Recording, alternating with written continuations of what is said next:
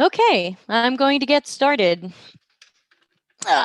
We will edit out the first 15 minutes. This is a great UX adventure. So hi, I'm Debbie Levitt from Delta CX, and I was trying to test my live stream today with a new system that I'm trying out, and I thought it wouldn't go live until I say go live, but somehow I clicked something else and that made it go live. So we have this giant block of nothingness that I'm going to edit out once this is done.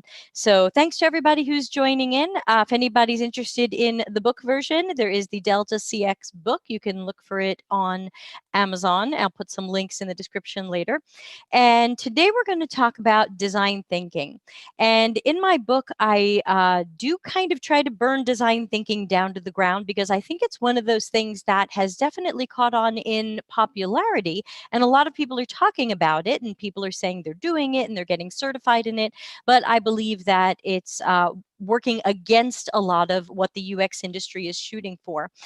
Also, quick note, I'm happy to take live comments and live questions. Just know there's about a 10 or 15-second delay, so it might seem like I see your question a little bit slowly, but feel free to drop any questions or comments in the chat as we go.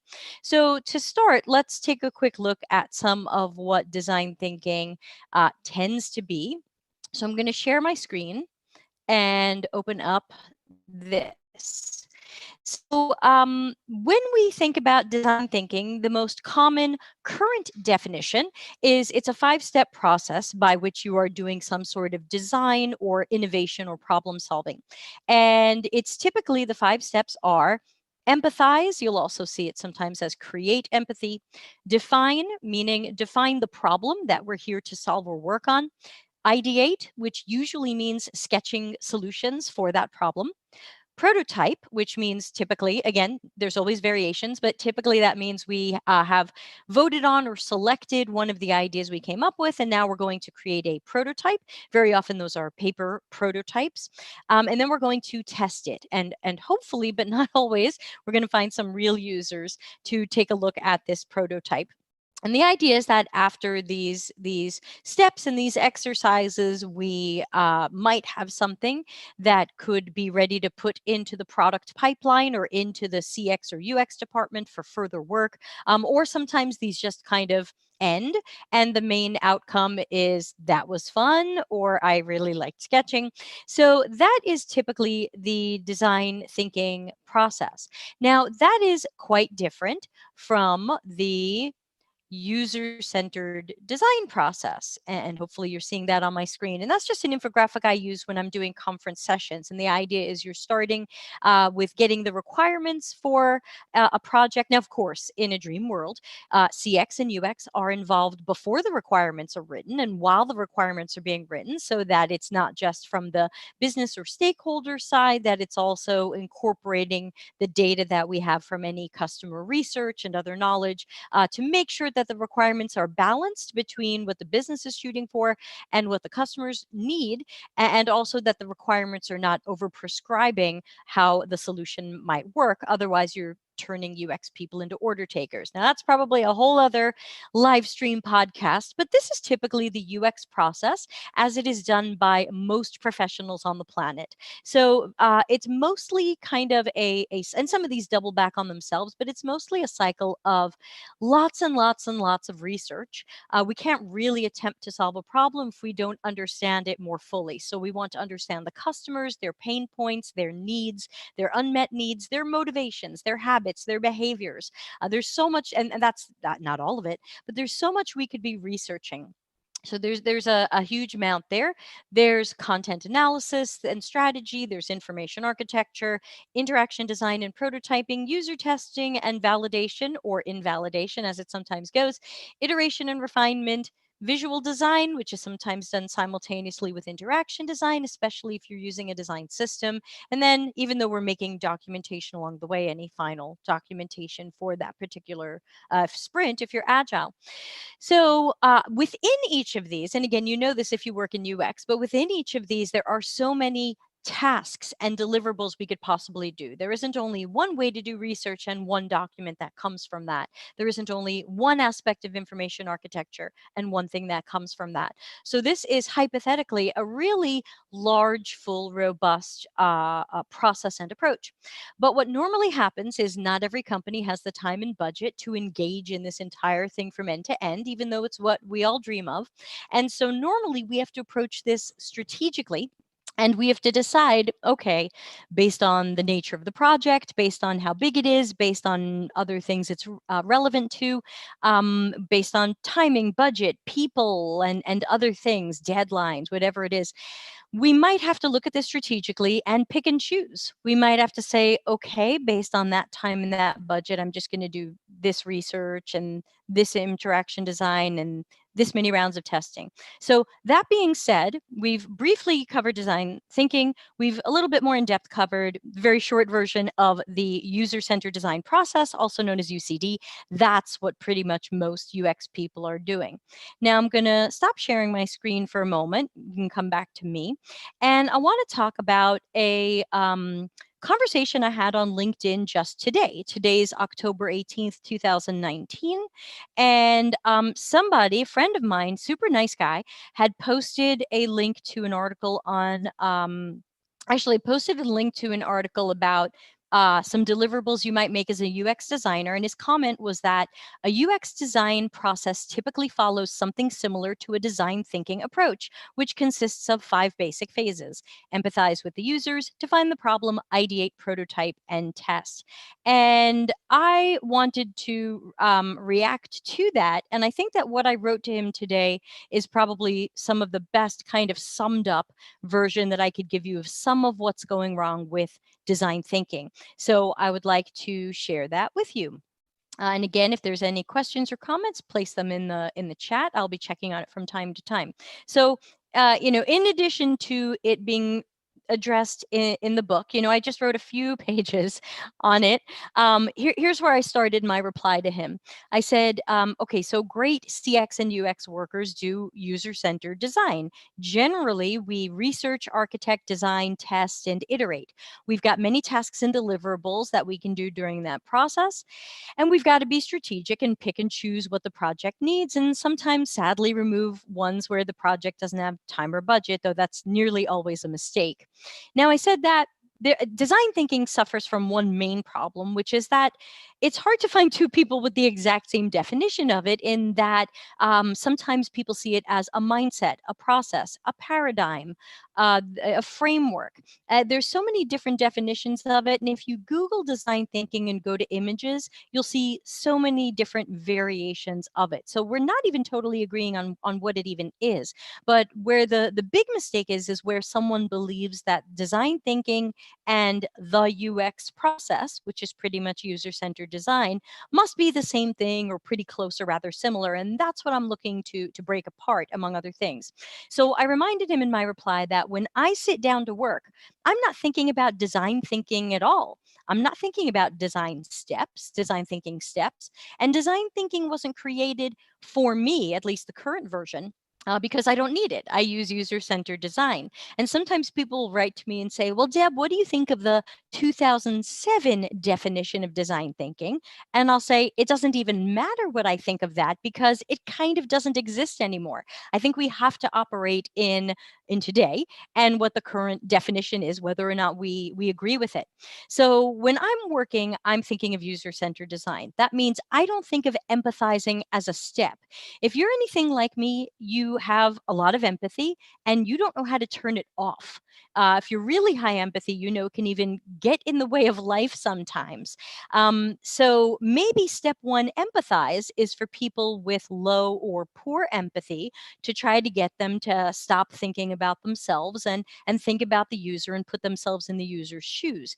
But as I reveal in a long interview in my book with a psychologist, it's nearly impossible to create or inspire empathy in others. So what ends up happening in many of these exercises and things like that is People just intellectualize about the customer. They work on a customer journey map and they guess at the customer's experience, or they arrogantly say, I know what the customer's doing. I know what the customer wants. In reality, you don't, unless you've done great UX and CX research and you've determined exactly what that customer's real journey is. A customer journey map should not be made of guessing at it, even if you're empathizing.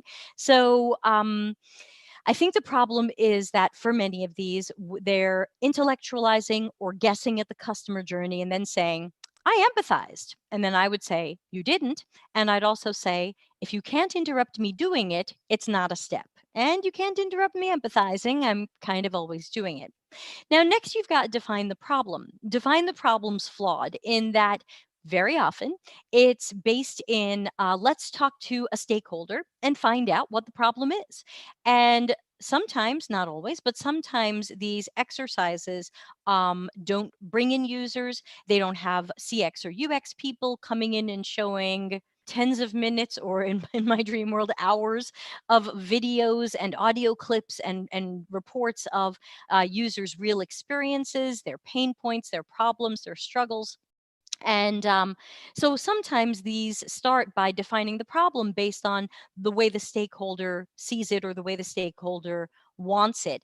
And I've seen also in some of these exercises that define the problem is something that takes half a day, an hour, 15 minutes. I've seen all kinds of various lengths of time. And my thought is, almost everybody just has not dug into the problem enough. How can we solve a problem that we don't truly understand? Now, I see people then writing articles, you can solve a problem you don't truly understand. Well, the only way to do that would be by accident. I stumbled on something that worked when I didn't even know what I was doing.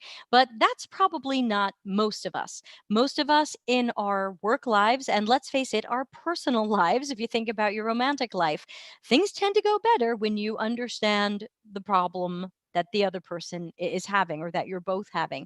You're more likely to solve it. So we have to think about this, define the problem, and look at who interviewed customers, who observed customers using this system or using a competitor system.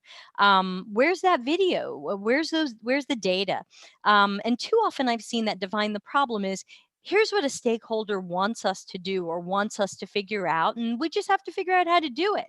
And to me, sometimes the right answer to that is, we shouldn't do that. What the stakeholder might want can be very far away from what customers need.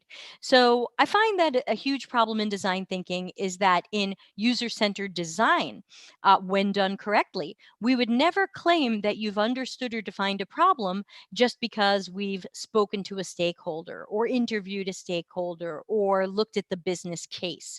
So I'm starting to feel that design thinking standards must be way lower than mine for how these things get done. Because to me, you don't just say, oh, I defined the problem, check. To me, we have to look at the quality and the depth of that work. It's not just, did you do it?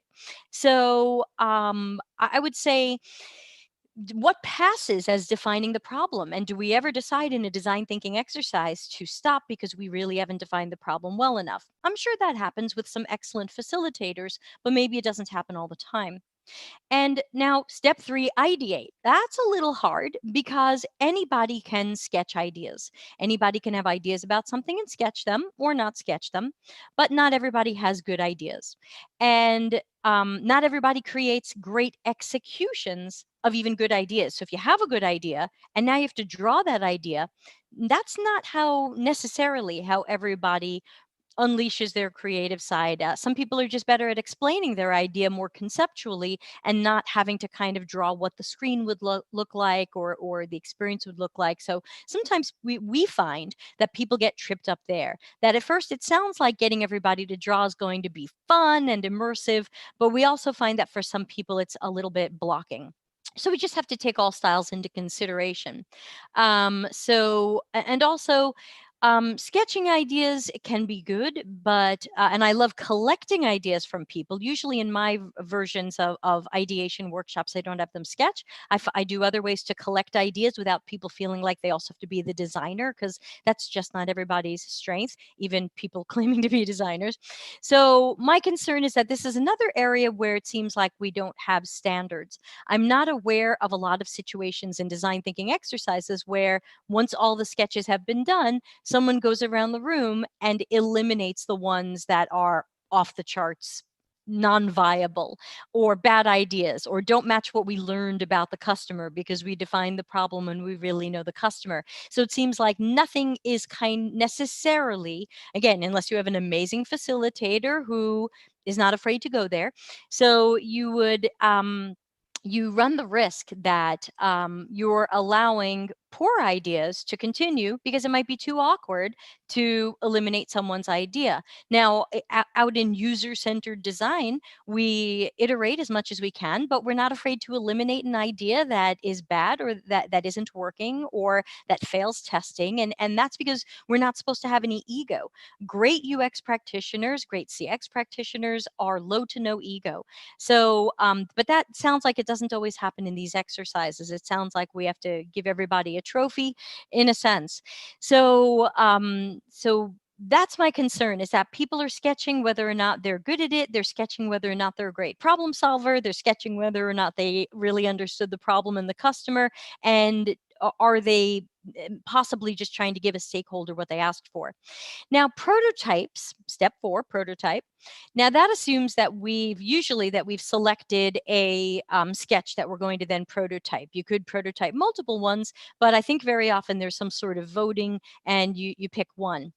Now that's voting based on a popularity contest in the room, but unfortunately, that's not how user-centered design practitioners would approach choosing the best design. The best design is the one that's best for the customer, which we do through rounds of testing and knowing customers very deeply. We definitely don't post ideas around our desk at work and have people come and vote on them based on what they like. So I've seen awful prototypes that went through poor testing, and then someone said, yeah, look, we proved it. We have a great design. People loved it. Well, that's flawed. That doesn't pass my standards for good prototyping and good testing. So what about creating an excellent, realistic prototype? Very often in these exercises, people are creating paper prototypes, which is kind of like a sketch or a wireframe of one screen, and then they would move to a sketch or a wireframe of another screen. But if we're using paper prototypes for a digital interface, people can't interact with them realistically. They would have to say, what button would you hit on here? Well, I guess I would click this. Okay, hold on. Let me go to the next page and show you that. Oh, sorry, my Google Home's talking to me. That was silly. Why does it do that sometimes? But Google Home is my friend, as you guys know from my posts. So I'm concerned about the prototyping. I'm concerned about the testing. Who's planning the testing? What participants did you get for the testing? Did you get real or potential customers, or are you just showing it to coworkers? Who is interpreting the testing? So, but then again, who's judging any of this? And right now, you can take a course and you can get a certificate in design thinking, and supposedly at the end of the day you check all the boxes and you say, I can do these things, and now you're a design thinker. And so my concern is that design thinking presents itself as a framework that anybody can do. Well, anybody can cut hair, anybody can look at an x-ray and take a guess at it, anybody can try to fix your car, but not everybody can do those things well or accurately. And I believe that if we want to shift towards better quality of the product, services, and experiences that we're creating for our company, yes, there are ways to be collaborative. Yes, there are ways to build teams. Yes, there are ways to collect ideas from other people at the company or outside the company. But my concern is that design thinking is really hurting UX.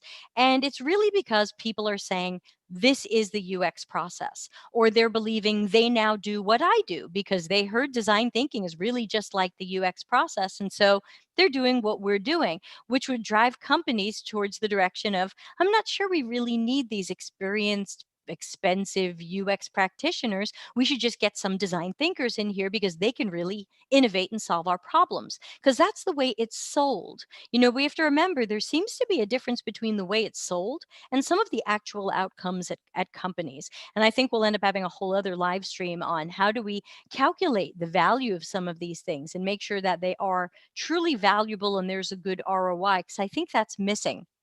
So ultimately, I believe that those of us who work in CX and UX should stop promoting, talking about, sharing posts about design thinking, because it's something we really don't even do. I mean, we could work backwards and say, yeah, I had empathy for the customer. Okay, I ideated. Okay, I prototyped and tested, but it would still be an incredibly watered down kind of children's toy version of what I do and not really faithful or honest to what I do. And then if you said, well, I did that process that you did. I had empathy for the customer. I ideated, I prototyped, I tested. I would want to be judgmental. I would want to take a look at the quality of that work, the depth of that work, the process that went into that work. If it is not user centered design with that level of quality and process, then sure, it can be called design thinking, but let's not pretend that the two are the same thing or possibly the same thing or really darn close. They are really far, and they're mostly far because the goal of design thinking is to try to boil aspects of the UX process into a short and easy framework that can be done by anybody.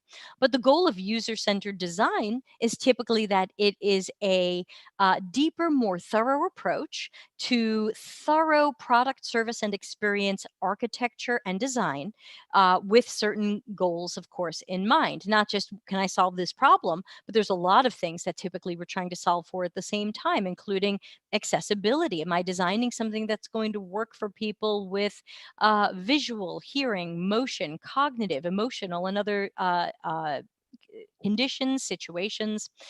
So, my concern is about that whole, oh, it's just a framework that anybody can do. Because the more we kind of evangelize and sell these things that anybody can do, the more we really wear away at our own specialty. Why imagine that UX as a specialty is important if it has been boiled down to this easy framework that anybody can do? Now, also taking a look at that, I want to read you a little bit from my book. This is in the section about. It says it's the wrong page number. So this is in the chapter. About design thinking. And what I found an article online, and I could probably find a lot of these, but this was a great example article of a woman wrote an article in 2017. She's a marketing expert, and she had learned design thinking, and she wrote an article about how great it was. So before you hear this, my question is, we like to imagine that by spreading design thinking around and trying to get people more focused on customers, then we're getting everybody thinking about the customer experience. We imagine and we hope that this is like the new UX evangelism, and we might be leveling our company up with respect to UX and CX maturity. And my question is, have we done that? So here's what the woman wrote about her experience with design thinking from the perspective of being a marketer. Quote, as someone not trained in the formal aesthetics of design, I use design thinking daily, and I train other non designers to do so too. And who wouldn't benefit from being more strategic while also being more insightful and empathetic or more solutions oriented? This is the genius of design thinking. It captures the best traits of creatives, innovators, and designers, and it consolidates those traits into a simple strategic framework. Designers can create simple human solutions for complex problems, brilliantly in many cases, but they aren't the only ones who can. Okay, let's break down what she's saying. So, thing one, she's not trained in design. She's not a designer. She's not a UX expert. But now that she gets design thinking, she's training other people on it. Did you ever imagine that what we thought might be a CX or UX concept of design thinking ended up kind of out of our control? Did you imagine that someone who attended your class or workshop and got their certification was now completely qualified to go teach it to someone else? That's what's happening out there. So just think about that a little bit. Next, she believes that design thinking has made her more strategic, insightful, empathetic, and solutions oriented. Now, I'm not there to know what she was like before or after, but I would say that many of us in CX and UX wish people were not as solutions oriented, but wish they were more problem oriented. Usually, what's lacking in a process or in some of our collaborations isn't the lack of ideas or the lack of sketches someone or multiple people could do. It's typically that the problem just was not investigated deeply enough, that we didn't spend enough time getting to know the customers, their problems, their unmet needs, or observing them. So the solution is not going to be right unless we have really fantastic details around the problem. Yet I see so often in design thinking, define the problem seems to be something we can just kind of run through in a short period of time. So I'm concerned about that. And then, of course, like everything else, I'm concerned about this woman's ability to assess herself as more empathetic or less empathetic. Sometimes we're right about that, and sometimes we're not. However, I am most concerned when she says, design thinking captures the best traits from creatives, innovators, and designers, boiling them down to a simple framework. Can what you do, can what you bring to a job, can what you bring to a project, can that be boiled down to a simple framework? A framework being a repeatable model that if anyone follows the model, they can pretty much get the same thing done. Now, this person in marketing is absolutely sure that's what she's got. And she believes that our best traits have been distilled so that anyone doing design thinking can use them. And this will lead, and is already leading in some cases, to people not believing they need us around. And that's echoed when she says, hey, designers aren't the only ones who can create great solutions. Now, of course, that's true. There's no way that I'm saying that only CX and UX people come up with good ideas or good designs or good architecture. I'm definitely not saying that. But I also want to make sure that our companies are focused on excellent process that will prioritize quality of customer product, service, and experience, quality of internal processes, quality of internal culture. I want to make sure that we're focusing on the initiatives that will bring the best results for our customers. And I'm worried that if this keeps getting boiled down, and that if everyone at a company thinks they can do our job, especially if they're doing design thinking, that we're going to suffer later. Well, UX people who have been working in this for some time have already seen that hiring is suffering. People who are great at this and veterans are not getting jobs. And in some cases, people who are newer and cheaper are getting jobs and having a lot thrown at them, thinking they'll just learn as they go. Sometimes from whom? That'll be our next episode. Tune in next week for mentoring. But let me just check if there's any questions so far. No, not yet. Okay, but hello to our viewers. Um, so, um, so these are some of my concerns. And then the next page in my book goes through an example I found online where a real estate guy wants to sell you on his class in how design thinking is going to help your sales. And he explains that basically empathizing means finding out what users want, and kind of what you can sell to them. And for defining the problem, he says, what does the company want to achieve? Which sales goals are realistic? So that's how he explains defining the problem. What does the company want to achieve and which sales goals are realistic? Does not seem customer focused at all, seems very company focused. Now, I guess that could be okay in some universes, but you're probably not going to sell to a customer if you're not being more customer focused. Crazy idea, I know. He talks about prototyping and testing in his real estate design thinking course. And basically, he says, prototype and test it, but he suggests that you test by deploying your idea live. And that way, you're going to get feedback from real people who are seeing whatever this sales test or idea is. And he says it's a core principle of design thinking that prototypes beat abstract theorizing. That's definitely true, but normally part of the reason we do our prototyping is to have testing and feedback before it goes live to the public with a smaller sampling, so that if it crashes and burns, we haven't showed everybody or a larger number of people something flawed.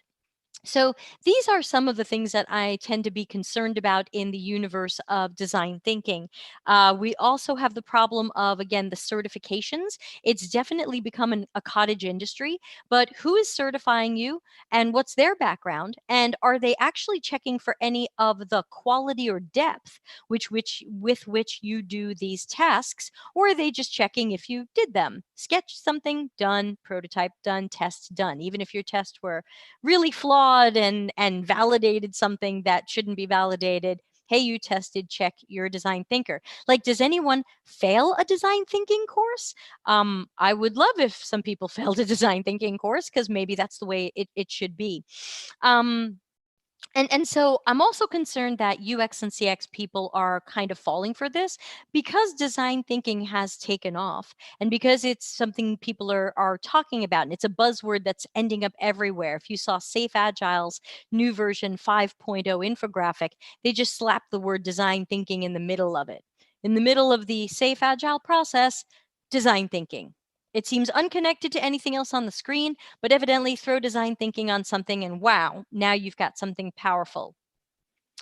What does this even mean? So we are falling for that too, and we're running out and writing we're a design thinker on everything, and we do design thinking. Yet, if I saw your portfolio and I saw your work, would I see design thinking? Or would I see user-centered design? We should really be socializing, sharing, talking about what our real processes are. We're not going to educate people on CX and UX. We're certainly not going to evangelize CX and UX if that's what we're trying to do. If we are evangelizing, socializing, sharing, and teaching something that isn't really our process really isn't design thinking. It's user-centered design. And think about this as well. We hope that talking about design thinking at our workplaces is bringing people on board with CX and UX and lifting that maturity and getting people involved, getting people caring. But we have to ask ourselves, what then are the success criteria? How would we know that that's working for us? How would we know that we are achieving those goals of improving maturity and getting people to care more about UX and the UX and CX outcomes? Well, we have to set up success criteria for that. So, for example, if you've been socializing and teaching and facilitating design thinking, and now you or your team need 3 weeks, 4 weeks, 6 weeks, whatever it is, to do a CX or UX research project. You need to interview customers. Maybe you need to go and watch them and do an observational study. Are you going to get that funding and that time and that headcount? Because everyone learned from design thinking, it's really important to invest in that complete CX and UX process. Or are you going to hear, just use design thinking? It's a really easy framework. You can probably have solutions in a week. You don't have to do all that research. Research is bloated, time consuming, and expensive. Now, that's what I hear the most. What are you hearing? I want to know. But the reality is that if design thinking isn't getting us the great, strong practitioners that we want hired into our department at senior levels and at junior levels, we're not hiring great talent and people with fantastic potential. If we are hiring just anybody who said they were a design thinker or through UX on their resume, what have we accomplished?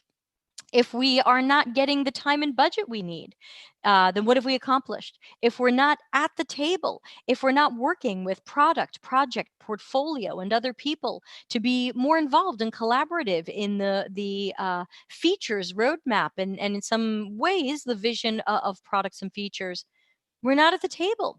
If the company still sees us as a pair of hands that just realize, manifest what the requirements document says, we're not at the table.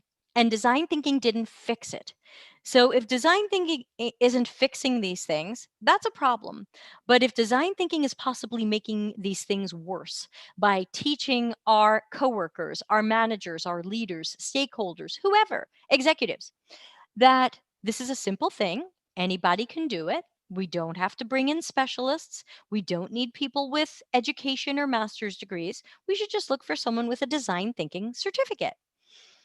We are really, really going to work against so much at our company. Certainly the quality of our products, services, and experiences. So while I know ROI is definitely a topic for another podcast, let's please remember that it's really important to be calculating that. When we are doing these design exercises, what do they cost us in time to have everybody in a room for all that time, or everybody in these recurring meetings? What came of it later? Was there more work done on it? Did it go out to the public? Were there problems with it when it went out to the public? So there's a lot about design thinking that I'm extremely concerned about. Yes, I'm for us socializing aspects of CX and UX. Yes, I absolutely want us to have a seat at the table. Yes, I want us to get the time, budget, fantastic hires, and other things that we need. That's exactly what the whole book is about. I've got a few ways you can do it. I've got a few ideas on how we can do that. But I know that one of them is not design thinking. I think it's very rare that you will have sold and evangelized design thinking and found that in everybody's minds that was automatically equated with the full user-centered design process. Ultimately, if we want people to buy in to the full user-centered design process, and the specialists and subspecialists who do it with depth and quality, that's what we have to socialize. Why are we socializing the thing we kind of don't even do? Why are we socializing the thing that is not in your UX portfolio? Chances are your UX portfolio, if it's done well, is full of fantastic user-centered design, whether you're a research specialist and you focused on that, or whether you have other subspecialties and you showed some great work in multiple areas. So, as I don't see any questions right now, I'll probably wrap up for now. But that would be the half-hour-ish version of how I see design thinking and where I believe there are a lot of problems for us as an industry, not just as an individual, but also really as an industry. And I think there could be multiple episodes on this because there are so many problems. I think we need to devote a whole other episode on the problem with design sprints, which are kind of the cousin of design thinking at this point. They've really quite converged. But we'll save that for another time. So thanks to those who joined in. And if you have any questions, you know where to find me. You can visit deltacx.com for more information about the book, to join our Slack channel where questions are always welcome. And check us out next week, in a few days, or whenever you're watching this, on the Delta CX site. We will have the schedule up and be selling registrations for our first conference, which is coming in January. It's called Concentric. And we've got about 20 sessions, and they'll be live and fully remote. It's going to happen all over Zoom webinar. So you can join from anywhere, as long as you don't mind where the time zone happens to fall for you. So again, thanks to everybody for joining in, and we'll see you next week. We've got 2 episodes next week. October 22nd, we'll be interviewing Michelle and Amy, 2 UX veterans who do a lot of mentoring, about what kind of mentoring do juniors tend to need, and what are they getting, and where is it falling short. And on October 24th, we'll be talking to Don, who is quite a character, and he has been doing UX seemingly forever, and now he's running into some issues with ageism when he looks for jobs. And we want to talk about ageism in CX and UX hiring. So got plenty more planned after that. So thanks again, and see you all on the internet.